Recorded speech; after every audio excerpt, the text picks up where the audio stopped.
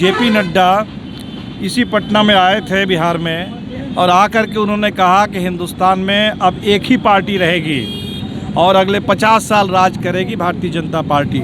आप पार्टी अलग चला रहे हैं और हम लोगों ने अगर ये कहा कि आप पार्टी का अपने को विलय कर लीजिए, अलग अलग दुकान, छोटा छोटा दुकान चलाने से क्या फ़ायदा है? तो इसलिए इसमें बुराई क्या है कि जदयू और जीतन राम मांझी जी के बीच में क्या बातचीत हुई। महागठबंधन बनना ये तो इस समय देश की ज़रूरत है, लोकतंत्र के लिए, संविधान के लिए, संघीय ढांचा के लिए।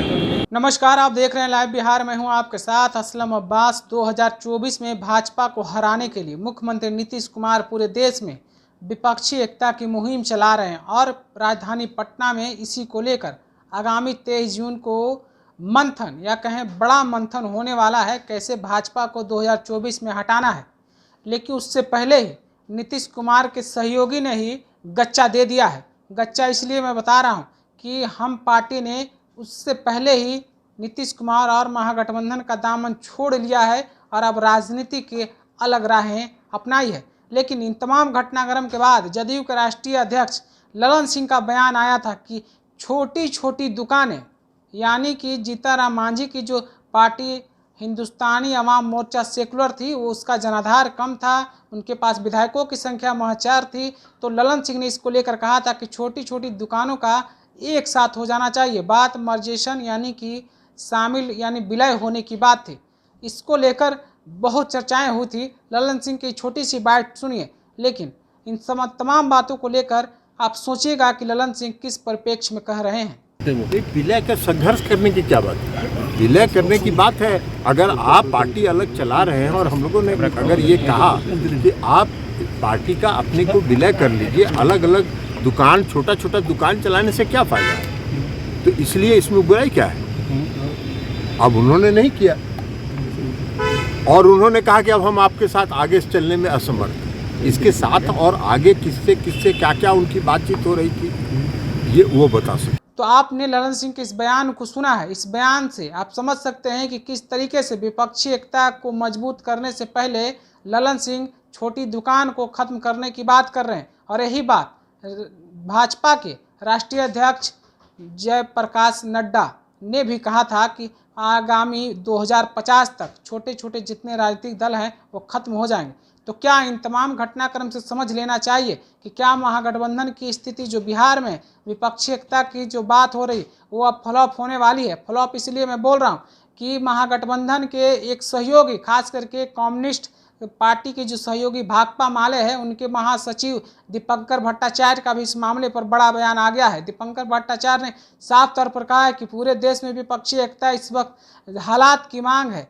जिस समय की मांग है। लोगों को जिस तरीके से परेशान किया जा रहा है उसके लिए विपक्षी एकता की काफ़ी ज़रूरी है। और साफ तौर पर दीपंकर भट्टाचार्य कहते हुए नजर आ रहे हैं कि छोटी छोटी दुकानों का होना लोकतंत्र और जमहूरियत की सबसे बड़ी खूबसूरती है। तो आप समझिए, संतोष मांझी और जीतन राम मांझी के बाद शायद दीपंकर भट्टाचार्य के रूप में भाकपा माले दूसरी पार्टी हो सकती है जो महागठबंधन से बाहर होगा। जरा भाकपा माले के महासचिव दीपंकर भट्टाचार्य के इस बयान को सुनिए। पहली बात तो देखिए, महागठबंधन इस समय देश की ज़रूरत है, क्योंकि पिछले 9 साल से देश झेल रहा है और संविधान पर, लोकतंत्र पर, आम लोगों की रोजी रोटी ज़िंदगी पर इस तरह से हमले हो रहे हैं हर रोज़, तो ये देश इसको बर्दाश्त नहीं कर सकता। इसीलिए हमें लगता है कि महागठबंधन बनना ये तो इस समय देश की ज़रूरत है, लोकतंत्र के लिए, संविधान के लिए, संघीय ढांचा के लिए।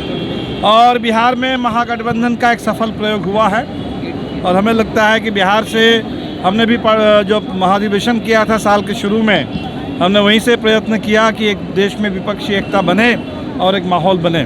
तो हमें तो अच्छा लग रहा है कि बिहार से इसकी शुरुआत हो रही है और मीटिंग हो, और हमें लगता है कि पूरे देश में एक व्यापक विपक्षी एकता, एक विश्वसनीय विपक्षी एकता और पूरे देश में एक जबरदस्त जन आंदोलन का माहौल बनेगा। ललन सिंह ने जीतन राम मांझी को लेकर कहा है कि छोटे छोटे दल जो है वो अपनी दुकानदारी चला रहे हैं। अभी इस पर तो हम कुछ कह नहीं सकते कि जदयू और जीतन राम मांझी जी के बीच में क्या बातचीत हुई, लेकिन हम तो इतना जानते हैं कि जेपी नड्डा इसी पटना में आए थे बिहार में, और आकर के उन्होंने कहा कि हिंदुस्तान में अब एक ही पार्टी रहेगी और अगले 50 साल राज करेगी भारतीय जनता पार्टी। तो डेमोक्रेसी का मतलब है मल्टी पार्टी सिस्टम, और उसमें बड़ी पार्टी हो छोटी पार्टी हो सबके लिए जगह है, और अगर जनता का समर्थन है तो सभी पार्टियों के पास ताकत है। इसलिए हम इस पर कोई टिप्पणी नहीं करेंगे। हम तो देश में जो अहंकार है इस समय, अत्याचार है मोदी जी का, अमित शाह का, इस सरकार का, इसके खिलाफ लोकतंत्र की रक्षा के लिए लड़ रहे हैं। लेकिन सर अमित शाह का जो बयान वो कह रहे हैं कि महागठबंधन तो बन रहा है, बारात तैयार हो रहा है, लेकिन बारात का दूल्हा कौन होगा? ये सब कोई बात ही नहीं है। हमें लगता है कि देखिए चुनाव होने दीजिए, और जब समय आएगा तो देश में निश्चित तौर पर नई सरकार बनेगी, नए प्रधानमंत्री बनेंगे।